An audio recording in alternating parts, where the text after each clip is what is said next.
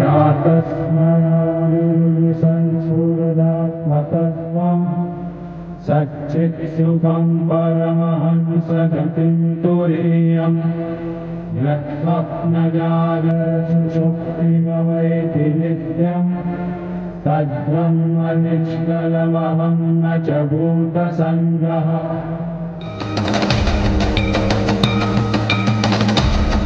स्वयंभू में आज का किस्सा उस नन्हे बालक का जिसने जिद की परमात्मा को पाने की, ईश्वर को महसूस करने की, सामाजिक समरसता को बनाने की, समाज में शिक्षा की अलख जगाने की, भारत के साधुओं को पद प्रतिष्ठित करने की, सनातन के जयकारे की।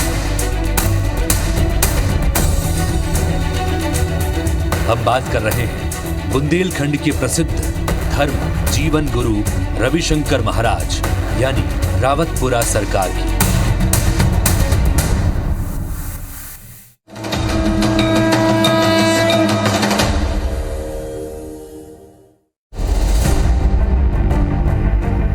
छोटे से कस्बे छीपरी से उठकर दुनिया के फलक पर पहुंचने के इस सफर में हम गुजरेंगे जब तब सिद्धि और प्रसिद्धि के रोमांच से, आध्यात्मिक आवेग से, जनमानस के जय घोष से। रावतपुरा सरकार नाम से जग प्रसिद्ध रविशंकर महाराज का किस्सा शुरू होता है उस गुफा से जहां से उन्होंने पाया धर्म का रास्ता।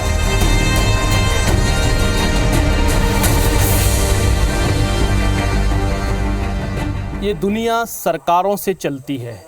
एक सरकार वोट से बनती है, एक सरकार विश्वास से बनती है। इस सरकार में विश्वास है, आस्था है, चमत्कार है, सच है, रोमांच है।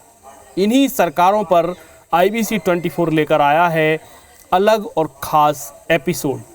पूरे वक्त हम आपको बताएंगे इन सरकारों की पूरी सल्तनत, जिसमें कैसे आस्था, विश्वास उमड़ता है और फिर उसके बाद एक अर्थव्यवस्था रूप लेती है और बन जाते हैं ये बड़े बड़े सरकार। तो आज जिन सरकार की हम बात करने जा रहे हैं वो हैं श्री रावतपुरा सरकार। रावतपुरा सरकार की शुरुआत होती है बुंदेलखंड के भिंड ज़िले की लाहार तहसील के एक छोटे से गांव रावतपुरा से। ये जो गांव है ये उनकी तपस्थली है और उनका जो जन्म था वो छीपरी में था। गांव के मिट्टी के घर में गहमा गहमी थी। शाम का वक्त था। मेघ गर्जना कर रहे थे। एक महिला प्रसव से कराह रही थी। ये वो दौर नहीं था जब अस्पताल डॉक्टर के बिना प्रसव होना बड़ा संकट माना जाता हो।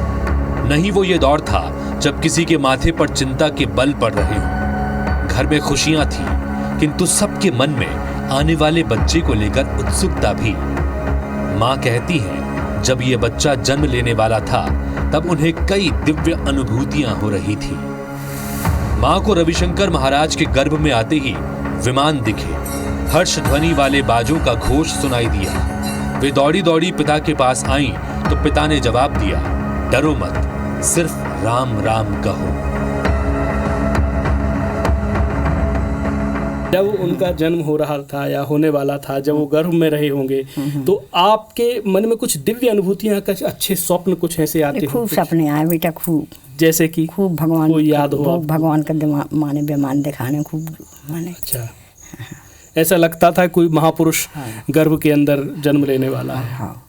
और क्या अनुभूतियां होती थी जन्म हुआ तो? पहले तो दौर ऐसे कोई नर्सिंग होम तो होते नहीं थे, अस्पताल तो होते नहीं थे। अरे घर में भय पैदा, 5 दिन में सूर रहती है, 6 दिन उठती थी, पच होते थे। जी जी। और यही वो कमरा है जो कमरा है जो।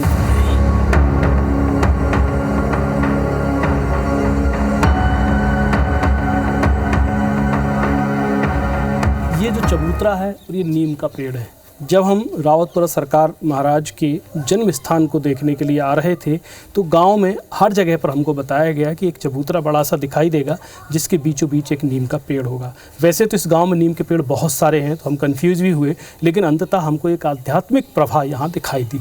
यहाँ हमको बैठे दिखाई दिए उनके माता पिता, जिनके शरीर से रावतपुरा सरकार का जन्म हुआ है।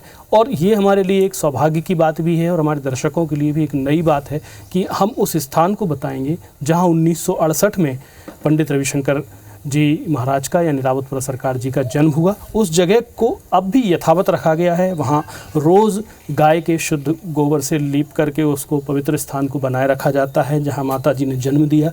वो जो दौर था 1968 का, उस दौर में जिस तरह के घर और जिस तरह की संरचनाएं हुआ करती थी उनके ऐसा ही स्ट्रक्चर अभी भी जैसा का तैसा उसको यथावत बना कर रखा है। ये जो है एक गलियारा है जहाँ महाराज जी का बचपन बीता, जहाँ उन्होंने अपनी जो है शरीर की जो वृद्धि हो रही थी, यानी जब वो 5-6 साल से 12 साल 13 साल तक के हो रहे थे, उस वक्त तक इस पूरे ये कह सकते हैं उनका प्लेग्राउंड रहा।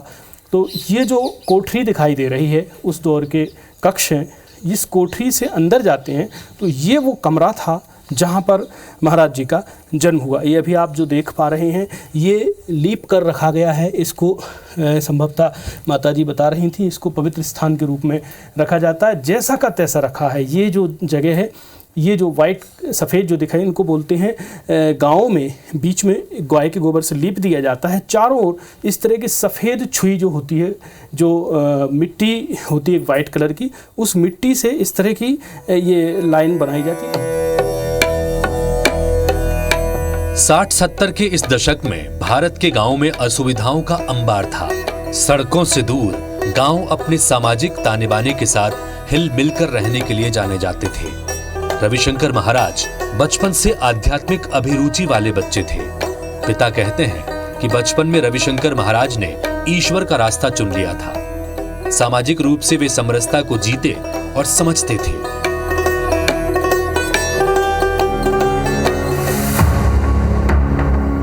रविशंकर महाराज अपने मौजूदा जीवन में भी सनातन की हर विधा को लेकर चलते हैं और उनका आश्रम इस बात का गवाह है। उस दौर के भारतीय समाज में जातियों में ऊंच नीच का भाव एक बड़ा फैक्टर हुआ करता था। ऐसे में रविशंकर महाराज का ब्राह्मण कुल से होते हुए भी इन बस्तियों में जाना चर्चा का विषय था। पिता बताते हैं कि उन्होंने इसका सामना किया। जैसा ईश्वर की कृपा से जैसे अब हर जनों के यहाँ चले गए, अब खाना पीना है, क्या खाया, रोटी खाई, क्या खाई, क्या खिलाया किसने, कहाँ चले गए, फिर कैसे आए, वो जो है और बड़े हुए तो और ज़्यादा करने लगे, पढ़ने लिखने की कोशिश की, पढ़ाई लिखाई की शुरू में छोटवा बड़वा से लेके सब कुछ सीखा पढ़ा। रविशंकर महाराज का गायों से गहरा नाता है।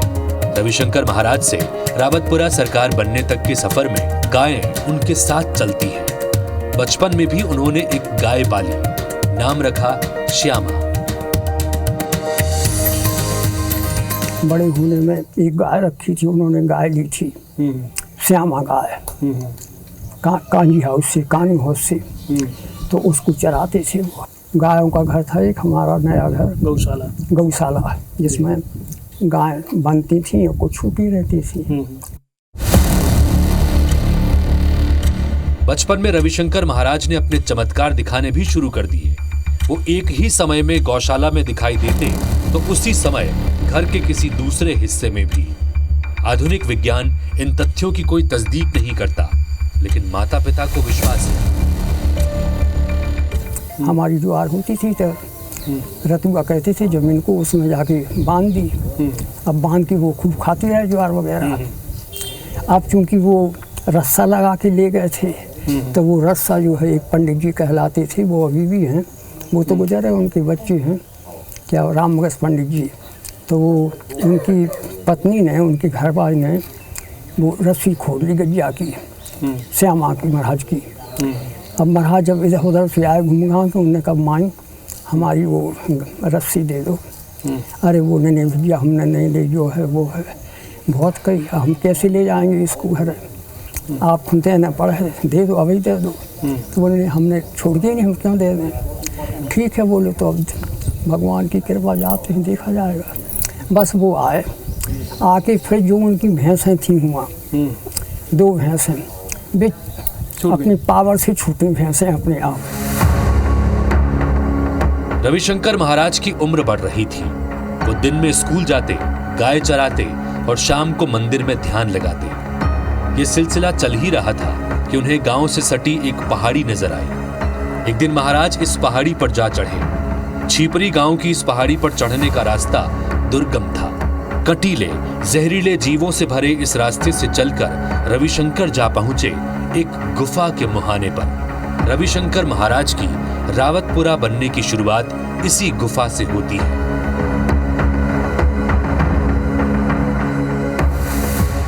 आध्यात्मिक अभिरुचि रावतपुरा सरकार में बचपन से थी। कहते हैं जब उनको ये अभिरुचियां बढ़ने लगीं और जब अंदर से पुकार आने लगी तो उन्होंने इस पहाड़ी के पास एक गुफा को चुना। इस गुफा में वो घंटों बैठते थे और जब वो शाम को वापस बाहर आते थे तो पूरा बदन भीगा हुआ होता था। जबकि ये जो पहाड़ है ये इतनी ऊंचाई पर है कि इसके ऊपर किसी तरह का कोई जल स्रोत हमें दिखाई नहीं दिया। मैं आपको उस गुफा के दर्शन कराता हूँ, जिस गुफा को देखकर आप यकीन नहीं करेंगे कि कोई एक व्यक्ति जिसकी उम्र 10-12 साल रही हो और जिसकी काया लगभग 2.5-3 फीट रही हो और वो इस गुफा के अंदर जाकर बैठकर कोई तप कर सकता है। आइए मैं आपको दिखाता हूँ वो दोनों गुफाएं जहाँ पर उन्होंने तप किया। अब ये जो दिखाई आपको दे रही गुफाएं हैं ये पहाड़ के बिल्कुल ठीक नीचे है। इसके ठीक ऊपर एक आश्रम बन गया है, नए युग का, नए वक्त का कंस्ट्रक्शन है। उसके ठीक नीचे ये छोटा सा जो आपको होल दिखाई दे रहा है इसको कैव या गुफा कहते हैं। अब ये इतनी पवित्र गुफा है कि इसमें आप हल्का सा यहाँ पर नमी देख रहे होंगे। ये नमी अभी भी है, लेकिन आज की जो नमी है वो बारिश की नमी हो सकती है। पर इसमें मूलतः जो हम पूरी लेयर देखते हैं इस हिल की, इस पहाड़ की, तो वहाँ तक कोई भी ऊपर ऐसा जल स्रोत नहीं दिखाई देता सिवाय बारिश के। जब बारिश के दिनों में पानी गिरता होगा तो ये पानी निश्चित रूप से नीचे जाता होगा। पर यहाँ पर जल से भीगे हुए महाराज बाहर आते थे। इसी के ठीक एडजेसेंट, इसके ठीक बगल में एक बड़ी सी गुफा बनी हुई है जिसकी आप दीवार देख सकते हैं जो अंदर तक जाती है। अगर आप देख पा रहे हो, मेरे साथी दीपक पाटीदार इसको दिखा रहे हैं और अंदर तक आप देखेंगे कि वहाँ से कोई भी व्यक्ति कम से कम कितनी ही ऊंची काया हो, कितनी ही कदकाठी हो, वो अंदर नहीं जा सकता। इस गुफा में वो यहाँ बैठा करते थे।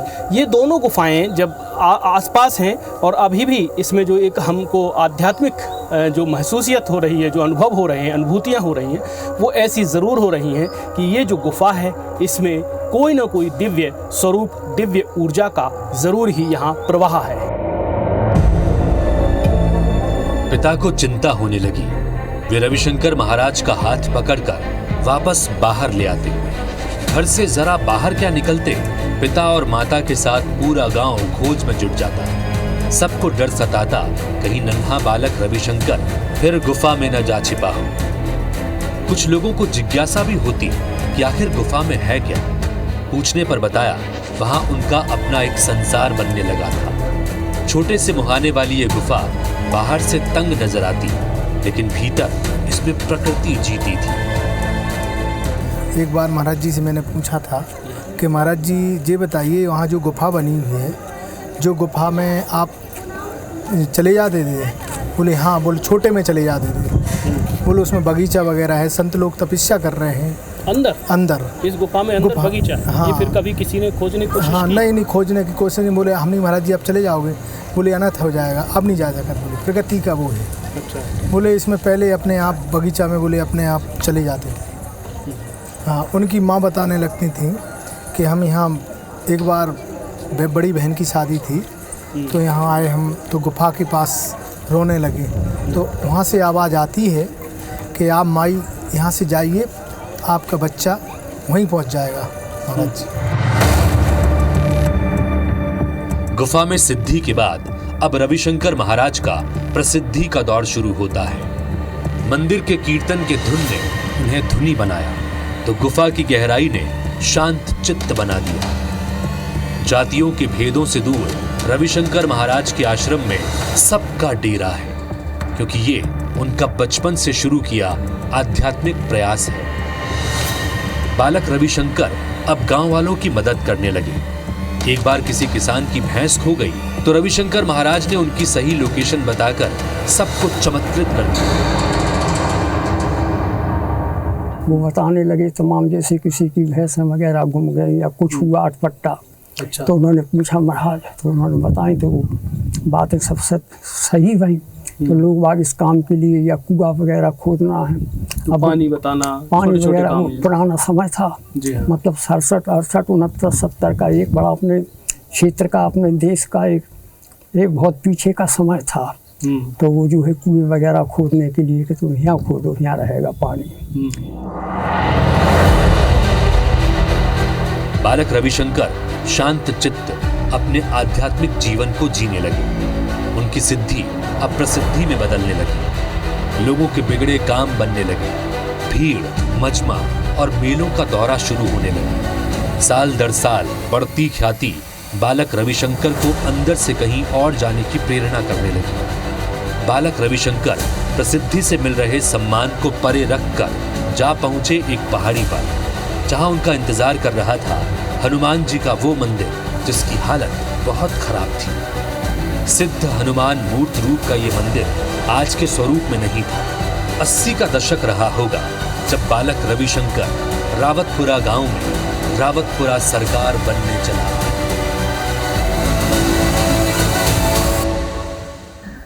जब हमारी उम्र 12 साल की थी, कभी होगी, हम गांव से यहाँ तक आए थे।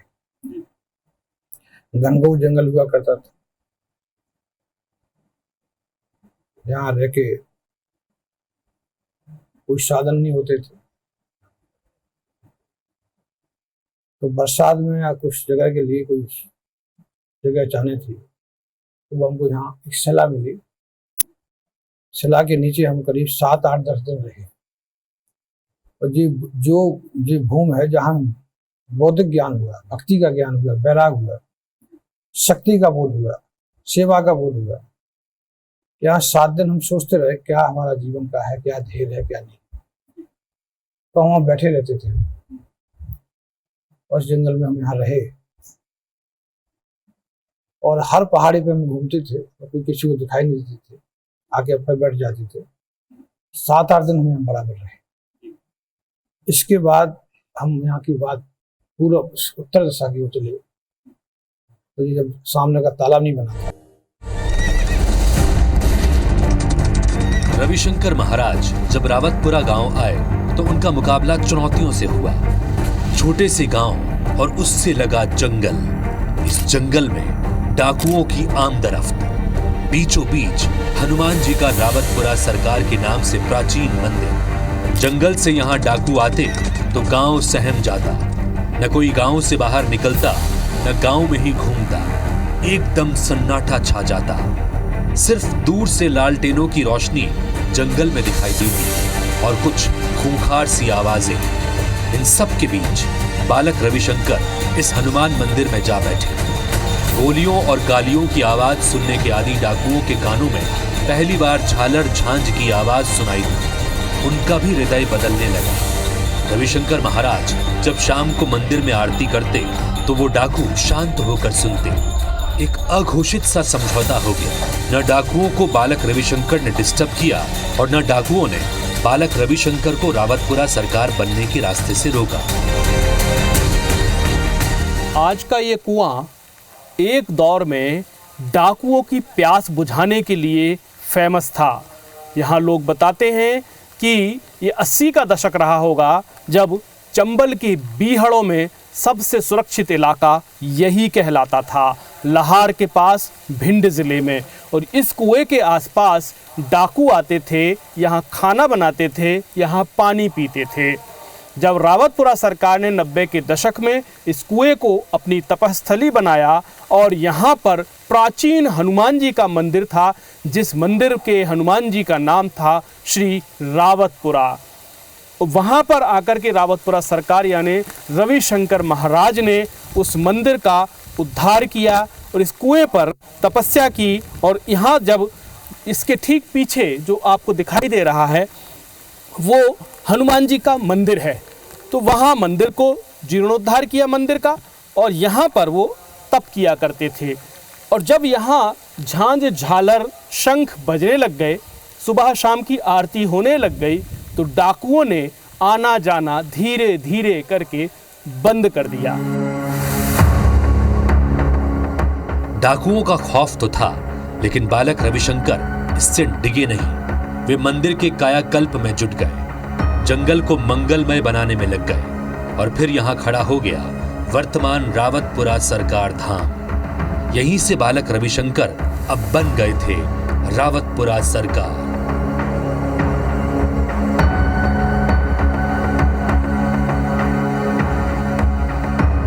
रावतपुरा सरकार के पूरे जीवन को समझने की हमने कोशिश की और इस डॉक्यूमेंट्री के माध्यम से हमने समझा कि वो सिर्फ तप और जप नहीं कर रहे, बल्कि समाज को बहुत सारी चीजें दे रहे हैं। तो ये जो मंदिर है ये रावतपुरा गांव में है। रावतपुरा गांव भिंड जिले की लाहार तहसील में एक गांव पड़ता है जो चंबल का बीहड़ कहलाता है। यहाँ पर बताते हैं कि जब 1990 में रावतपुरा सरकार यानी कि रविशंकर महाराज जी जब यहाँ आए तो उस समय यहाँ एक कुआं हुआ करता था जहाँ पर दस्यु जो हैं यानी कि डाकू डकैत जो हैं वो भोजन बनाने के लिए आते थे और उस कुएं का पानी पीते थे और फिर उसके बाद इलाके भर में उनका आतंक हुआ करता था। लेकिन जब महाराज जी श्री 1990 में जब आए तो उसके बाद से इसका जो पूरा रूपांतरण होना शुरू हुआ। आज जब आप ये मंदिर को देखते हैं तो ये मंदिर पूरी तरह से बदल चुका है। ये जो हनुमान जी जो आप देख रहे हैं अपनी टीवी स्क्रीन पर, ये हनुमान जी दरअसल उस समय ऐसे रूप में नहीं थे, उस समय और रूप में थे, लेकिन ये भूमि तपोभूमि थी। रावतपुरा सरकार के रूप में इस गांव की प्रतिष्ठा थी। रावतपुरा गांव को कहा जाता था, लेकिन ऐसी प्रतिष्ठा नहीं थी। लेकिन 1990 में जब महाराज जी आए तो उन्होंने यहाँ तप भी किया और यहीं से जो भी सिद्धियां जो कहते हैं कि जो कुछ भी सिद्धियां उनको प्राप्त हुई है वो इस मंदिर परिसर से हुई। ये उनकी तपः स्थली है और यहीं से उन्होंने अपने आध्यात्मिक जीवन का यहाँ से आरंभन किया और हनुमान जी की कृपा उन पर सदैव बनी हुई है। और ये जो पूरा कैंपस है, जिस कैंपस में के एक हिस्से में गौशाला है, एक हिस्से में मंदिरों की विभिन्न वो जो तरीके होते हैं, विभिन्न जो प्रकार होते हैं मंदिरों के वो हैं। संस्कृत विद्यालय यहाँ पर चलता है जो आप अपनी टीवी स्क्रीन पर देख रहे हैं कि बहुत सारे बटुक जो है मंत्रोच्चार कर रहे हैं। और ये जो बटुक हैं मंत्रोच्चार करते हुए आपने सुने, ये सब आप देख रहे हैं इसी कैंपस में हो। तो ये कैंपस बहुत बड़ा कैंपस है और उसमें अत्याधुनिक ढंग से जो निर्माण किया जाता है आर्किटेक्ट के मुताबिक भी और हमारी जो पारंपरिक ट्रेडिशनल सनातन की जो परंपराएं हैं उनके मुताबिक भी यहाँ पर जो है मंदिर का में सारी चीजों का ध्यान रखा गया है। रावतपुरा सरकार की ख्याति बढ़ने लगी। गांव में सबसे पहले मंदिर का कायाकल्प शुरू हुआ।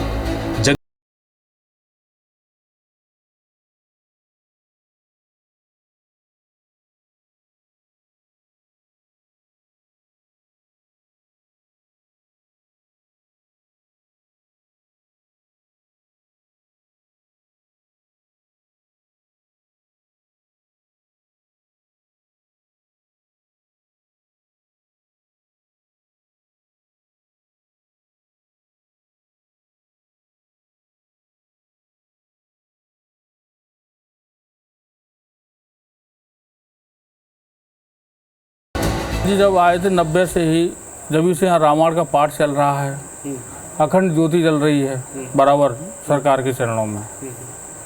और जब से महाराज जी आए जब से विकास होना चलता गया। और आप जब से उनके साथ? मैं 94 से हूँ। अच्छा, तो ये पूरा ऐसे ही रहा होगा? वो जंगल भेड़ बिल्कुल चंबल के जो भेड़ होते हैं उस तरीके का था। अच्छा जी। फिर महाराज जी ने सब पूरा परिवर्तन, महाराज जी ने पूरा परिवर्तन किया है इसमें। और महाराज जी बराबर करते ही रहे, वो कर रहे हैं बराबर। इस मंदिर परिसर में चल रहे संस्कृत विद्यालय से सनातन के विद्वान बन रहे हैं तो सामने एक बाजार ने भी जन्म ले लिया है। शास्त्रीय परंपराओं और विधाओं के मुताबिक बन रहे इस मंदिर परिसर का विस्तार कईयों एकड़ में है। यहाँ आने वाले श्रद्धालु भी पूरी श्रद्धा से यहाँ आते हैं। महाराज से मिलने से एक तो आत्मिक शांति मिलती है और मन में एक अच्छा अनुभव महसूस होता है। और महाराज जी ने जो आश्रम बनवाया है बहुत ही शांति प्रिय है, चारों तरफ हरियाली है और महाराज जी के द्वारा यहाँ पे हजारों पेड़ लगाए गए हैं, जिसका अपन यहाँ पे देख रहे हैं कि चारों तरफ हरियाली है। ये पूरा महाराज जी के द्वारा किया गया कंस्ट्रक्शन है। महाराज जी का चमत्कार तो है, केवल उनका आशीर्वाद ही सबसे बड़ा है। पर आशीर्वाद बोलते नहीं है, वो बोलते बहुत कम है। और आशीर्वाद अब कई भी आए तो जैसे 15-50 आदमी हो गए आए अंदर से और सबको आशीर्वाद दिया, फलता है आशीर्वाद। महाराज जी का चमत्कार ही चमत्कार है। आज हम लोग हैं तो सब उन्हीं के आशीर्वाद से हैं। जी जी। और बाकी हमारा बजरंग अखाड़ा है टीकमगढ़ में राजमहल पे, है ना। तो जो मूर्ति की स्थापना हुई हनुमान जी महाराज जी की, तो महाराज जी ने उसी समय प्राण प्रतिष्ठा कराई थी। मंदिर परिसर के सामने बनी गौशालाएं सनातन धर्म के अनुसार गायों की पूज्य नस्लों के मुताबिक बनाई गई है। इन नस्लों की गायों का उल्लेख हमें अनेक धर्म ग्रंथों में मिलता है। कहते हैं गाय जहां रहती है वहां का वातावरण आध्यात्मिक प्रचुरता से प्रकाशित रहता है। इन गायों के प्रबंधन के लिए भी लोग लगे हुए हैं। अपने ही खेतों में तैयार काऊ फूड अपने ही सेवकों द्वारा सेवा के उपक्रम संचालित हैं। गौ सेवक की पुकार सुनकर गायें दौड़ी चली आती हैं। गौशाला की जो टीम है, मतलब कोई गाय परेशान है, सड़क पे हादसा हो गया है, किसी की चोट वगैरह लग गई है, तो अपने डॉक्टर वगैरह है वो उसको फ़ोन लगाते हैं, तो डॉक्टर वगैरह तो गाय का यहाँ अस्पताल भी है कहीं? हाँ, अस्पताल है। रावतपुरा के साथ ही साथ छीपरी की उस पहाड़ी पर भी दिव्यता और भव्यता है, जहां से बालक रविशंकर का रावतपुरा सरकार बनने का सफर शुरू होता है। यहाँ बने मंदिरों में सबसे अहम और खास बात है कि हिंदुओं में जातियों की दीवारों को ढहाने की कोशिश दिखती है। महर्षि भवन में खुद रावतपुरा सरकार रहते हैं। इसके ठीक नीचे नजर आता है निषाद राजभवन और रविदास भवन। रविदास भवन में सबके लिए मुफ्त भंडारा चलता है। संदेशों के इस क्रम में रावतपुरा सरकार सामाजिक समरसता का संदेश देते हैं। रावतपुरा सरकार आश्रम के जो छीपरी गांव में हम हैं, छीपरी पहाड़ पर हैं, यहाँ हमको सामाजिक समरसता का एक विहंगम स्वरूप दिखाई देता है। मेरे ठीक पीछे जो आप भवन देख रहे हैं, इस भवन का नाम है महर्षि वाल्मीकि भवन। महर्षि वाल्मीकि की जब बात आती है तो लोग दो बातें सोचते हैं। एक तो ये कि महर्षि वाल्मीकि जिन्होंने रामायण का लेखन किया, रामायण महाकाव्य की रचना की, और एक वाल्मीकि जो वाल्मीकि बने वो घटना भी सब जानते हैं। उल्टा नाम लेकर भगवान का, राम को मरा मरा कह करके वाल्मीकि बने। लेकिन एक रूप और है, जब वाल्मीकि कहते हैं तो भारत के समाज में जो संवैधानिक रूप से अनुसूचित जाति हैं उनको भी ये रिप्रेजेंट करते हैं। और इसमें जो है इस वक्त दोपहर के लगभग 3 साढ़े 3 बज रहे हैं, तब यहाँ पर रावतपुरा सरकार स्वयं इस भवन में विश्राम कर रहे हैं। यानी वो जब भी छीपरी आते हैं तो ये उनका विश्राम स्थल है। यानी पंडित रविशंकर नाम से जिनका जन्म हुआ और जो बाद में रावतपुरा सरकार के नाम से विख्यात हुए, वो एक ब्राह्मण कुल के व्यक्ति हैं। और इस भवन के ज़रिए, इस निर्माण के ज़रिए महर्षि वाल्मीकि भवन नाम दे करके एक सामाजिक समरसता का यहाँ पर वो जो है दुनिया को संदेश दे रहे हैं कि भारत टूटा फूटा और बिखरा नहीं है, भारत एक है जो सनातन की परंपराओं का वाहक है। इस पहाड़ की भव्यता की जिम्मेदारी करीब 1 दशक पहले रावतपुरा सरकार ने ही ली थी। उन्होंने यहाँ एक इवेंट के जरिए चारों ओर 10 लाख पेड़ लगाए। ये दिखाई दे रही हरियाली इसी ग्रैंड पौधारोपण का नतीजा है।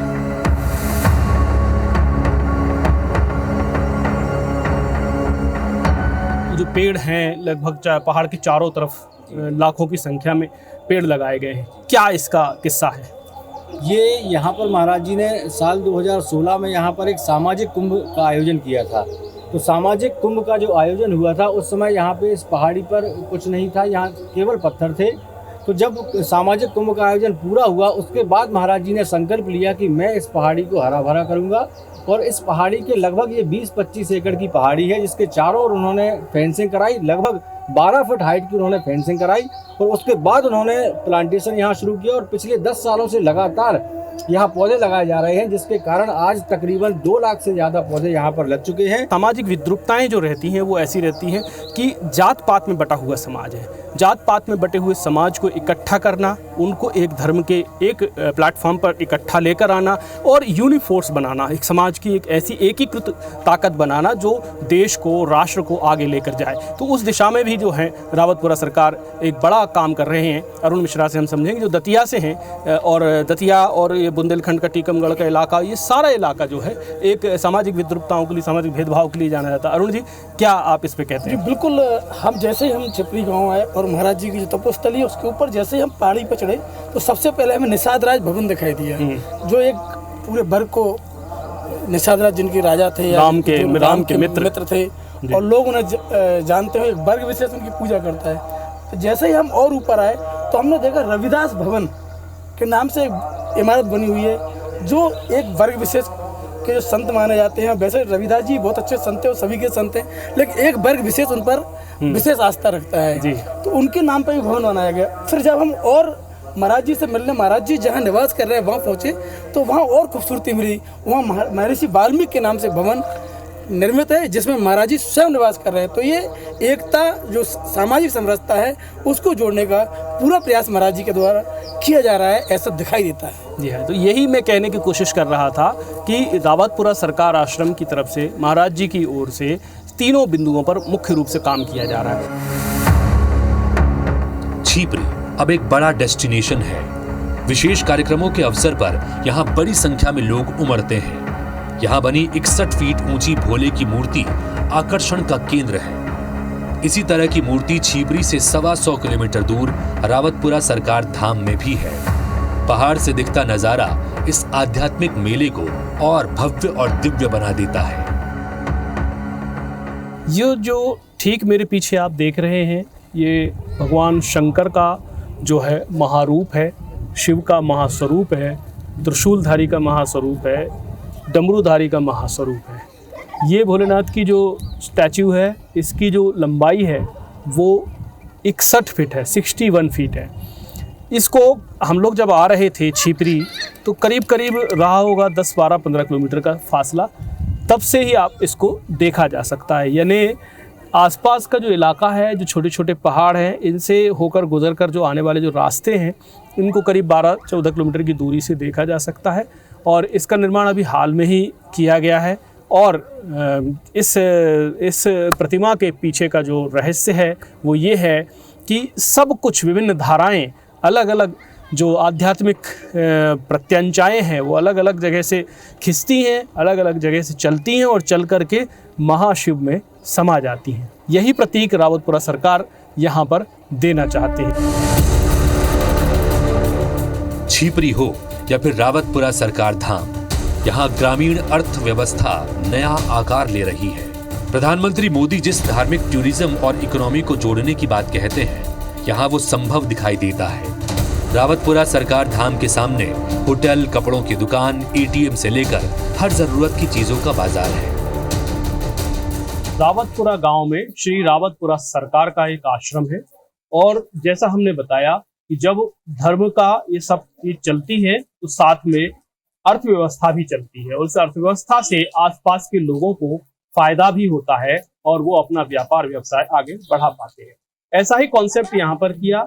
ठीक आश्रम के सामने एक बड़ा सा मॉल बना दिया। इस मॉल में खाने पीने की जरूरतों की चीजें, इसके अलावा कुछ कपड़े, कुछ वस्त्रालय, भोजन भंडार सामग्री आदि आदि आदि आप वहां पर देख सकते हैं। सिर्फ इतना ही नहीं है, एक जगह पर यहाँ जो है एटीएम भी बनाया गया है ताकि लोगों को कैश निकालने की आवश्यकता हो तो वो निकाल सकें। और एक बड़ा एक हॉल टाइप का छोड़ रखा है कवर्ड करके तीन शेड के साथ, और जिसमें बैठने के लिए व्यवस्थाएं दी गई हैं। लोग खा सकते हैं, पी सकते हैं, कुछ शॉपिंग करना हो, कुछ धार्मिक सामग्री की शॉपिंग करना हो, खासतौर से जो पूजा पाठ की सामग्री है या कुछ ऐसी चीजें हैं तो वो यहाँ से आप खरीद सकते हैं। और ये इसका जो संचालन है वो वैसे तो आश्रम ही करता है, लेकिन आश्रम ने इनके संचालन के लिए अलग अलग किस्म के लोगों को कर रखा है। जैसे ये एक रेडीमेड वस्त्र की शॉप है, यहाँ पर भी हम देख रहे हैं कि रेडीमेड कपड़ों की ये भी शॉप है। हाँ, महाराज जी रावतपुरा सरकार की बहुत सारी तस्वीरें, बहुत सारे उनके जो डिस्प्लेज हैं। इसके साथ ही साथ आप देख सकते हैं यहाँ पर कि ये छोटा सा लीला मॉल, इस पूरे कैंपस का नाम लीला मॉल है। लीला मॉल में कुछ स्वसहायता समूह द्वारा संचालित कुछ शूज की या जो नीड है एसेसरीज है उसकी शॉप भी है। और इसके साथ ही आप आगे चल के देखते हैं तो ये स्वसहायता समूह द्वारा संचालित है। संभवतः इसमें सरकारी तौर पर लोगों का इन्वॉल्वमेंट है। रावतपुरा सरकार अपनी आध्यात्मिक यात्रा के साथ ही सामाजिक उत्थान की यात्रा भी करते हैं। वे इसके लिए शिक्षा, स्वास्थ्य और मीडिया को जरिया बनाते हैं। नौजवानों को सनातन और आधुनिक शिक्षा से जोड़ने के लिए जहां रावतपुरा सरकार विश्वविद्यालय रायपुर में संचालित है, तो एक अस्पताल की परिकल्पना भी आकार ले रही है। धर्म और अर्थ का ये गठजोड़ भारत को उसकी आत्मा और स्वभाव के साथ आगे ले जा रहा है।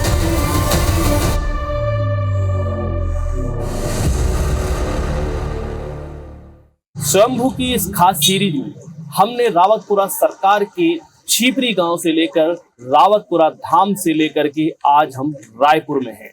रावतपुरा सरकार कहते हैं एक संत की जिम्मेदारी सिर्फ जप तप नहीं होते, बल्कि सामाजिक जिम्मेदारियां भी उसी का काम है। इसी कड़ी में रावतपुरा सरकार ने अस्पताल भी खोले हैं, मीडिया प्रकल्प भी खोले हैं और शिक्षा के क्षेत्र में भी काम कर रहे हैं। ये जो विश्वविद्यालय है ये रावतपुरा सरकार का एक ड्रीम प्रोजेक्ट है। वे सामाजिक जिम्मेदारियों को निभाना चाहते हैं और प्रदेश को और देश को बदलना चाहते हैं। स्वयंभू की इस सीरीज में आज इतना ही। मेरे कैमरे के पीछे हैं अजय गुर्जर और मैं हूं वरुण सखाजी, IBC 24 रायपुर।